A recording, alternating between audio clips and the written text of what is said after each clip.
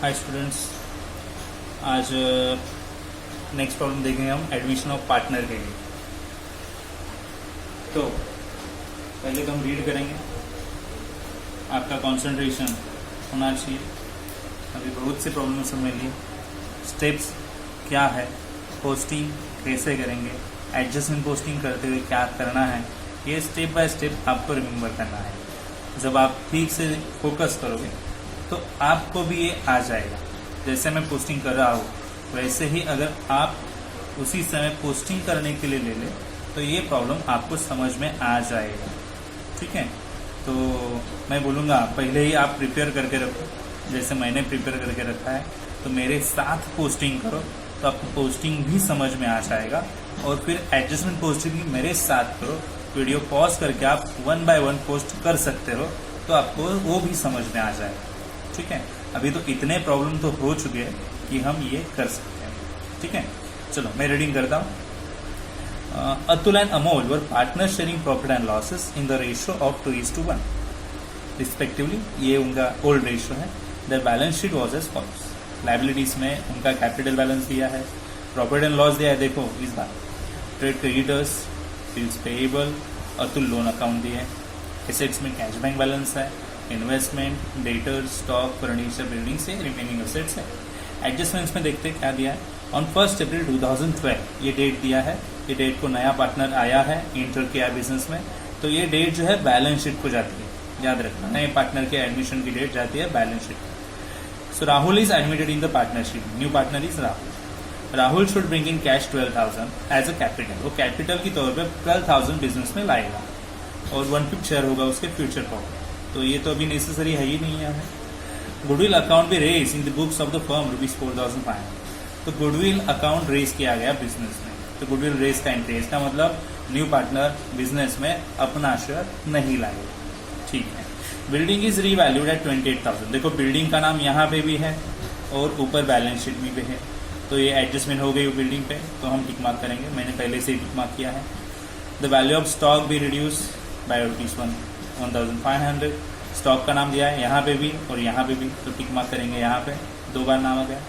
Reserve for doubtful debts in RDD. RDD हमेशा होती है डेटर्स पे, तो डेटर्स में टिक मार्क आ जाएगा। तो 3 एडजस्टमेंट, 3 एसेट्स पे टिक मार्क आ गया। तो प्रिपेयर क्या करना है, profit and loss adjustment account, जिसे हम रीवैल्यूएशन अकाउंट ऐसे भी बोलते हैं। तो यहाँ पे जो नाम दिया है वही नाम यहाँ पे लिखना है, profit and loss adjustment account. Capital account बनाना पड़ेगा, बैलेंस शीट। देखो मैंने किस तरह से प्रिपेयर किया हुआ है।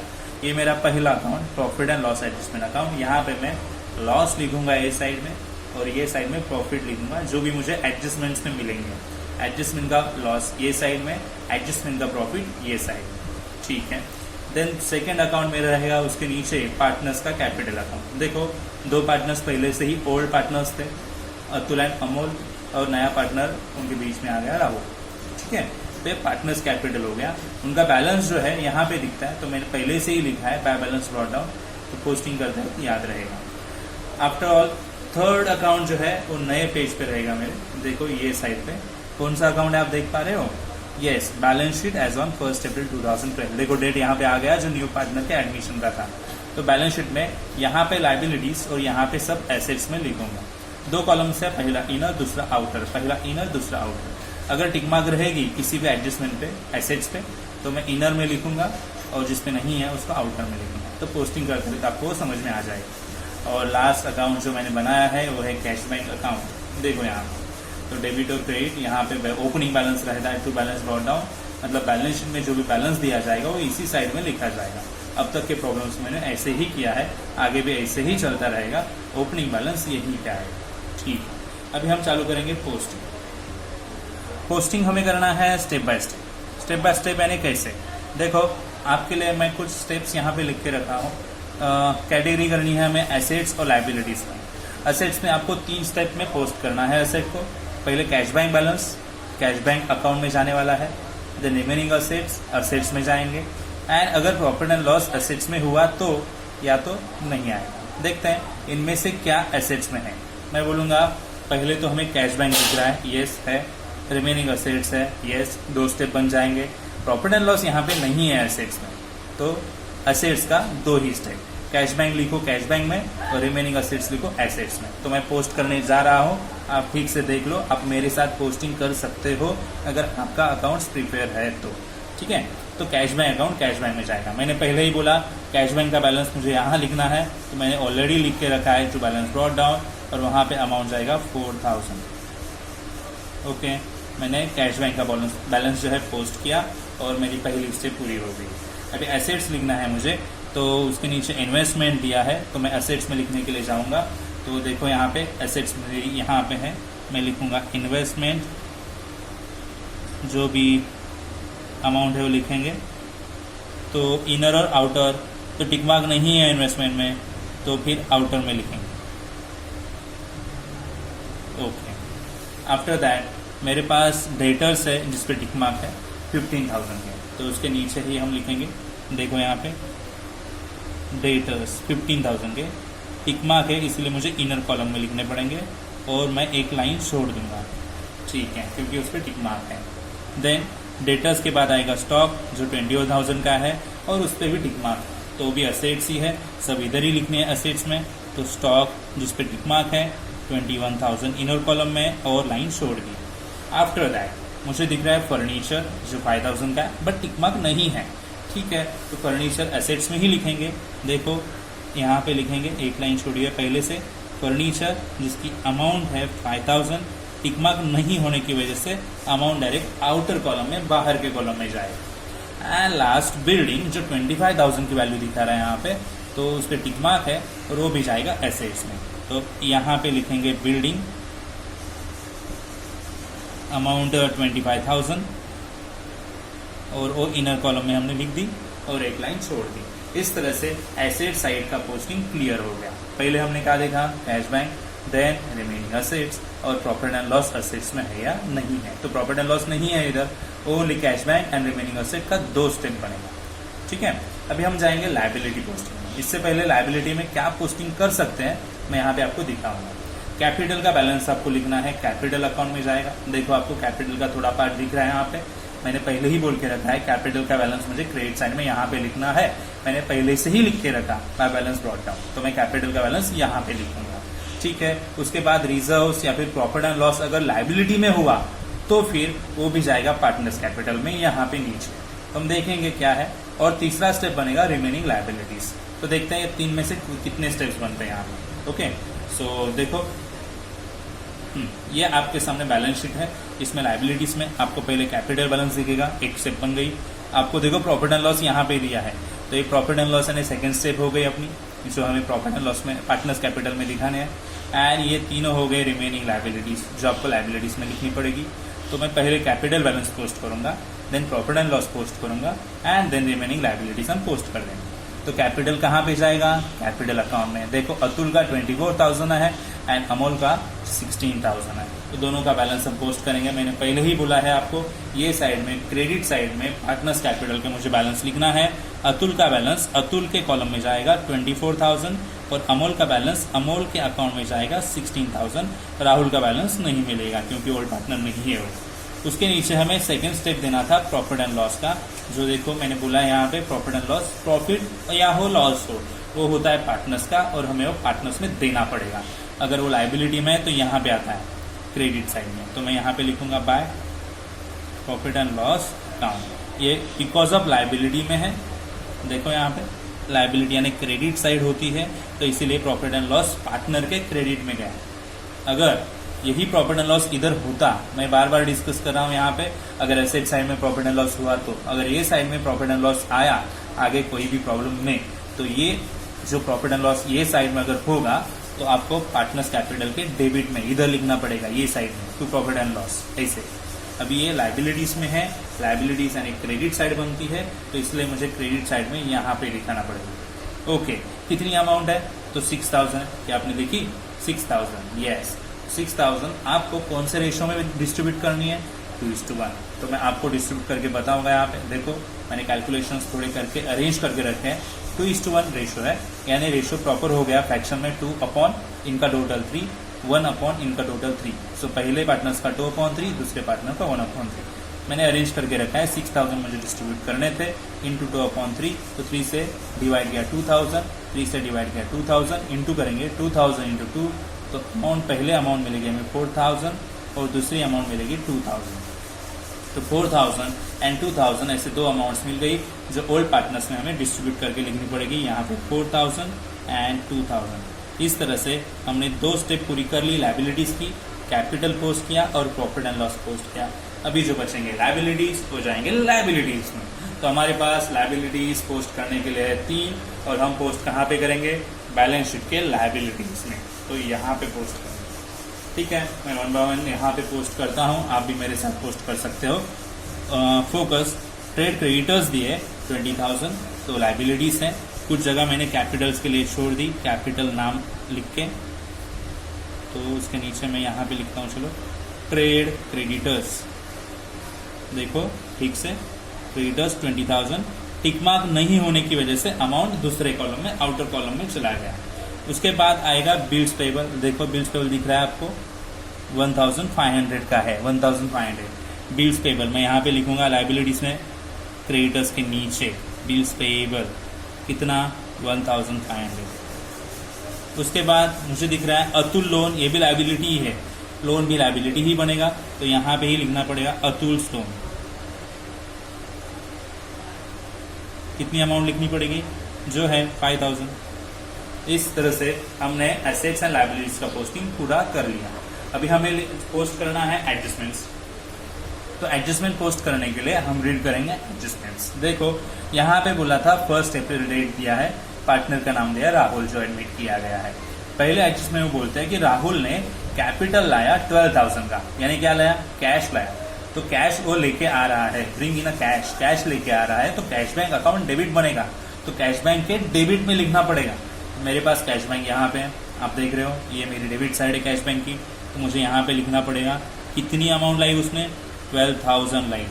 तो नए पार्टनर ने लाई है, तो नए पार्टनर का ही नाम लिखेंगे, राहुल्स कैपिटल अकाउंट, 12,000 लाई है। अच्छा, अभी ठीक से देखो, एडजस्टमेंट की पोस्टिंग होती है 2 टाइम्स, 2 बार। तो कैश बैंक में कैपिटल ए अगर नाम लिखते हो तो कैपिटल में भी कैश बैंक लिखना पड़ेगा। तो अपोजिट पोस्टिंग कैसे होती है मैं आपको वही बताऊंगा। अगर कैश बैंक में कैपिटल नाम लिखते हो तो कैपिटल में जाके कैश बैंक लिखेंगे। अभी साइड्स इंपॉर्टेंट है। कैश बैंक में कौन से साइड में लिखा आपने? डेबिट, ये डेबिट साइड है, ये क्रेडिट साइड है, डेबिट साइड में लिखा। तो कैपिटल में कौन सी साइड होगी? अपोजिट, चेंज होगी। कैश बैंक में डेबिट में लिखते हो तो कैपिटल के क्रेडिट में जाके लिखो। तो मेरे पास कैपिटल यहाँ पे, ये मेरी डेबिट साइड, ये वाली, और ये वाली क्रेडिट। तो मैं यहाँ पे लिखूंगा क्योंकि वो कैश बैंक के डेबिट में था। तो मैंने बोला वो डेबिट में है, तो कैश बैंक के डेबिट में है, तो कैपिटल के क्रेडिट में लिख दो। तो मैं राहुल के क्रेडिट में जाके लिखूंगा। यहाँ पे 3 नाम है, अतुल, अमोल और राहुल। और राहुल से रिलेटेड ट्रांजेक्शन है, तो राहुल के अकाउंट में जाएगा 12,000 का। तो मैं यहाँ पे 12,000 लिख के देता हूँ। अभी नाम अगर लिखना है आपको तो अपोजिट नाम लिखना पड़ता है। कैश बैंक में नाम लिखा राहुल, कैश बैंक नहीं लिखा, कैश बैंक में नाम लिखा राहुल, तो राहुल के अकाउंट में क्या लिखना पड़ेगा? Cash bank. अपोजिट नाम लिखते हैं, कैश बैंक। अच्छा, तो पहली एडजस्टमेंट हो गई। देखो कैश बैंक में भी लिखा और कैपिटल में भी लिखा। ठीक है, इस तरह से पहला एडजस्टमेंट पूरा होने के बाद अभी देखेंगे दूसरा एडजस्टमेंट। ठीक से देखो, ये इंपॉर्टेंट है। क्या बोला है एडजस्टमेंट में?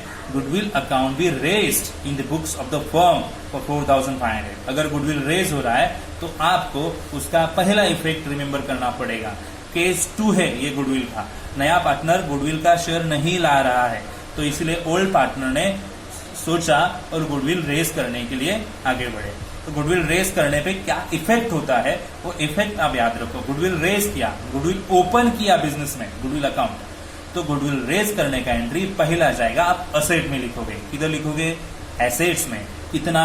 4,500।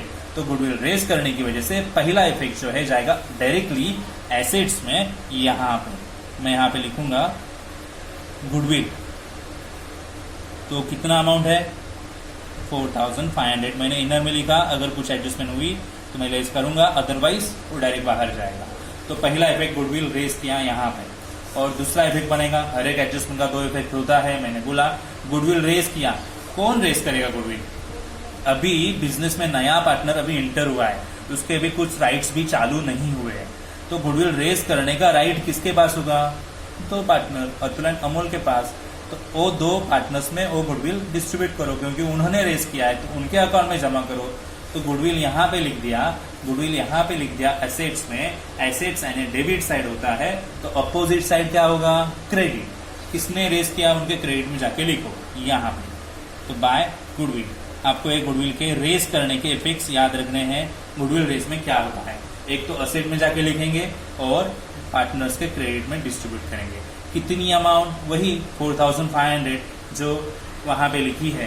तो मैं यहाँ पे 4500 किस तरह से डिस्ट्रीब्यूट होगा मैं कैलकुलेट करके दिखाऊंगा। 4500 इंटू 1/2/3 एंड 1/3 3 से डिस्ट्रीब्यूट करने के बाद आगे 1500, तो यहाँ पे 3000 बनेंगे और यहाँ पे 1500 बनेंगे। तो ये टोटल अमाउंट हो गया और ये ओल्ड पार्टनर्स के अकाउंट में जाएगा। 3000 पहले पार्टनर को अतुल और दूसरा पार्टनर 1500। नए पार्टनर के लिए कुछ नहीं रहेगा उसमें गुडविल का। तो अगर गुडविल रेज हुआ तो एंट्री क्या बनेगी? गुडविल रेज होने पे असेट्स में लिखेंगे, असेट्स में, ओके। और दूसरा ओल्ड पार्टनर्स में बटेगा अमाउंट, ठीक है। तो ये हो गया गुडविल का एडजस्टमेंट। अभी हम आगे बढ़ेंगे नेक्स्ट एडजस्टमेंट। क्या आप देख सकते हो next adjustment? Yes, adjustment number है 3rd। Building is revalued ₹28,000। Building का पूरा वैल्यू चेंज हो गया। अभी बिल्डिंग का नया वैल्यू है 28,000। तो अभी असेट्स में जाएंगे और देखेंगे बिल्डिंग का वैल्यू कितना है। 28,000 हुआ है। कितना वैल्यू है? 28,000। तो 28,000 यहाँ पे देखेंगे 25,000 है। तो मैं नया वैल्यू बाहर दिखाऊंगा, रीवैल्यूड हुआ, नया वैल्यू 28,000 है। तो आप बताओ मुझे, पहले 25,000 था, अभी 28,000 है। अमाउंट इंक्रीज हुआ या डिक्रीज हुआ? इंक्रीज हुआ। कितने वैल्यू से? यस, 3,000 रुपीज से इंक्रीज हुआ है। ये इंक्रीज हुआ तो मैं ऐड यहाँ पे लिखूंगा रीवैल्यूड। क्या लिखेंगे? रीवैल्यूड। 25,000 पहले था, अभी 28,000 हुआ है, तो 3,000 बढ़ चुका है। तो increase in the value of asset, asset की वैल्यू बढ़ गया, प्रॉफिट बोलते हैं। तो मैंने पहले ही स्टार्टिंग में बताया, अगर मुझे एडजस्टमेंट में लॉस मिले तो मैं यहाँ पे लिखूंगा, एडजस्टमेंट में प्रॉफिट मिले तो मैं ये क्रेडिट साइड में लिखूंगा। और increase in the value of asset मेरे लिए क्या होगा? प्रॉफिट। तो मैं यहाँ पे लिखूंगा प्रॉफिट बाय, बिल्डिंग की वजह से हुआ, बिल्डिंग इंक्रीज हुआ है 3,000 रुपीज से, तो मैं 3,000 यहाँ पे लिख दिया, ठीक है। आगे उसके आगे एडजस्टमेंट्स दिया है। The value of stock to be reduce by 1,500। Stock का वैल्यू 1,500 रुपीज से कम कर दो, रिड्यूस कर दो, यानी कम कर दो। तो मैं यहाँ पे कम कर दूंगा, रिड्यूस बाय 1,500। तो लेस करने के बाद कितना आना चाहिए? 19,500 रुपीज, अगर 1,500 लेस हो गया तो, ठीक है ना। अगर वैल्यू लेस होता है तो मैं बोलूंगा, अगर वैल्यू कम होना ही लॉस होगा। एसेट का वैल्यू कम होना यानी लॉस, और लॉस मैं एडजस्टमेंट का ये साइड में लिखूंगा। मैंने स्टार्टिंग में ही बताया था, अगर कोई लॉस मुझे एडजस्टमेंट में मिलता है तो मैं ये अकाउंट के डेबिट में लिखूंगा। तो ओके, मैंने लिख दिया। तो ये एडजस्टमेंट पूरी हो गई। अभी adjustment next. Reserve for doubtful debts be provided 5% on debtors. Debtors पे ऑलरेडी बोला गया है 5%। ऑलरेडी हमेशा लेस होता है डेटर्स में। क्या होता है? लेस। डेटर्स में जाओ और वो लेस कर दो। तो डेटर्स कहाँ पे हैं? अपने एसेट साइड में। ये देखो यहाँ पे। तो मैं यहाँ पे लेस करूंगा। क्या लेस करना था? RDD। उन्होंने फुल फॉर्म में बताया था, reserve for doubtful debts, RDD। तो मैं लेस करूंगा कितना? 5%। उन्होंने बताया है 5% लेस होगा। तो 5% कैलकुलेट करना पड़ेगा ये अमाउंट के 15,000 के। चलो मैं यहीं पे कैलकुलेट करके दिखाता हूँ। 15,000 का 5%, 500, 5 5 25, कैरी 1, 5 1 5 एंड 2, कैरी 2, तो 7 हो गया। 750 कितना लेस करना पड़ेगा? 750 मिला तो मैं लेस करूंगा, तो अमाउंट बनेगी 14,250, ठीक है। तो यहाँ पे RDD का इफेक्ट दे दिया सिंगल। अभी कंपैरिजन करना रहता है RDD का, पता है ना आपको। चलो मैं यहाँ पे करके दिखाता हूँ। ओल्ड RDD तो न्यू आरडीडी, ओल्ड आरडीडी मेरे पास है ही नहीं है। ओल्ड आरडीडी कहाँ पे प्रेजेंट रहती है आपको पता है ना, यहाँ पे एसेट्स में, बैलेंस शीट में जो दी जाती है वो ओल्ड आरडीडी होती है। और अभी जो एडजस्टमेंट से मिली वो न्यू आरडीडी है। तो न्यू आरडीडी मुझे कितनी मिली, 750 मिली। तो मैं यहाँ पे 750 लिख के देता हूँ। ओके, बताओ ये ज्यादा है या ए ज्यादा है, 0 ज्यादा है या 750 ज्यादा है? ऑफकोर्स 750 ज्यादा है, यानी न्यू आरडीडी ज्यादा है। अगर न्यू आरडीडी ज्यादा होती है तो उसे लॉस बोलते हैं। क्या बोलते हैं? लॉस। और लॉस लिखा जाएगा डेबिट में। मैंने आपको बताया एडजस्टमेंट में मिलने वाले लॉस डेबिट में लिखेंगे, एडजस्टमेंट से मिलने वाले प्रॉफिट क्रेडिट में लिखेंगे। तो मैं यहाँ पे लिखूंगा 2RGD, कितनी अमाउंट, 750। इस तरह से आरडीडी का एडजस्टमेंट देने से हमारे पूरे एडजस्टमेंट कंप्लीट हो गए। अभी हम करने जा रहे हैं क्लोजिंग। तो आपके पास सर्टेन अकाउंट्स है, 1 बाय 1 हम क्लोज करेंगे। तो पहला अकाउंट हमें क्लोज करना है ये profit and loss adjustment account. देखो कौन सी तरफ, कौन सी डेबिट या क्रेडिट कॉलम में अमाउंट ज्यादा दिख रही है।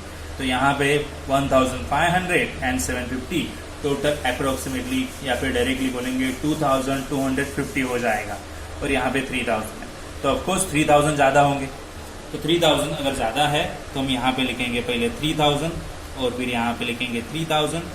ओके, तो जो भी अमाउंट यहाँ पे लेस करने के बाद आएगी हम यहाँ पे लिख देंगे। तो कितनी अमाउंट आएगी, देखो ये 2050 बनते हैं, तो मैं बोलूंगा 750 इज द बैलेंस अमाउंट। ये अमाउंट प्रॉफिट है, ये साइड में डेबिट में जो मिलते हैं वो प्रॉफिट्स होते हैं। तो हम यहाँ पे लिख देंगे टू रिवैल्यूएशन प्रॉफिट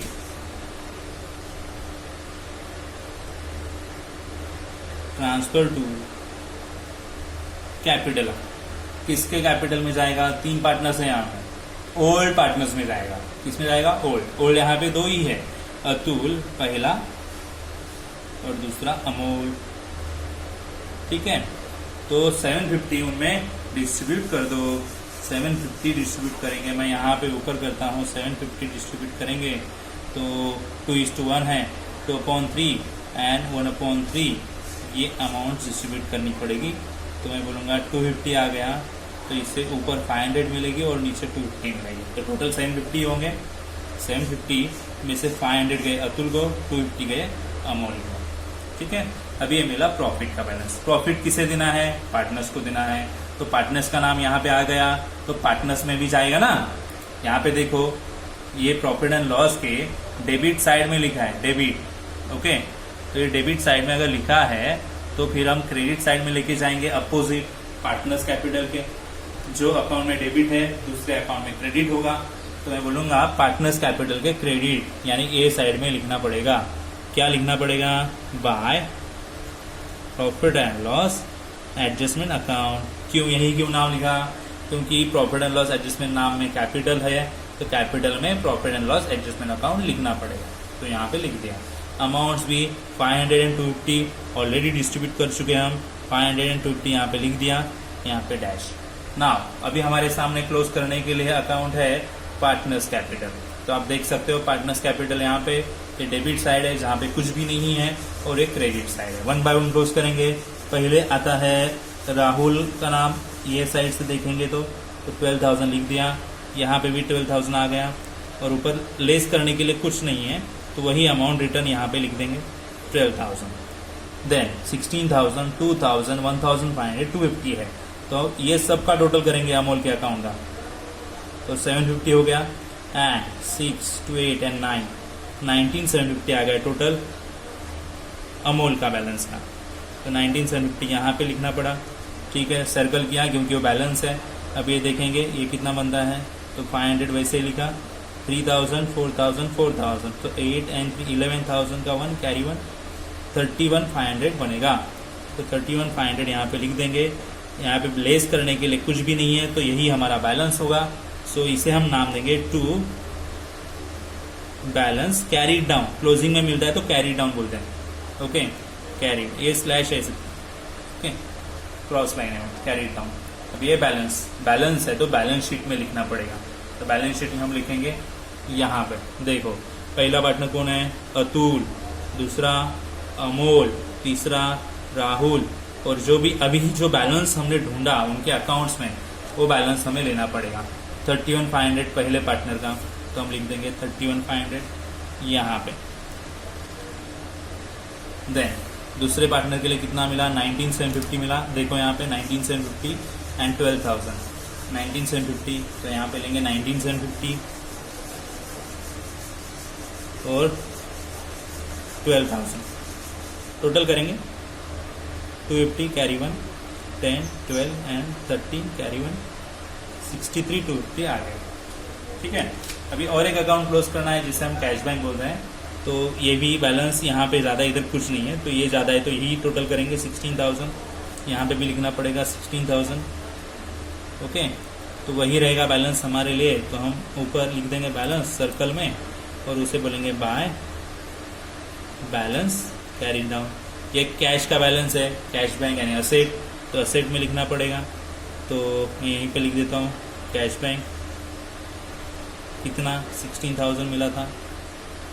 गुडविल के लिए कुछ भी नहीं बताएगा आगे, तो है वैसे अमाउंट बाहर ले लेंगे। ठीक है, अभी क्या करेंगे, अभी लास्ट बैलेंस शीट तो बचा है, हमें टोटल करना पड़ेगा दोनों साइड्स का। मैं ये साइड का टोटल करता हूँ, फिर ये साइड का करता हूँ। ठीक है, तो मैं टोटल करके लिख देता हूँ। सी स्टूडेंट्स, मैंने ये साइड टोटल किया 89,750 मिला, ये साइड टोटल किया 89,750। दोनों साइड के बैलेंस मैच हो गए और बैलेंस शीट यहाँ पे दोनों साइड मैच होने की वजह से टैली हो गए। तो ये हो गया प्रॉब्लम पूरा। और आपको ये समझ में आया या नहीं, आप मुझे बता सकते हो। ठीक है।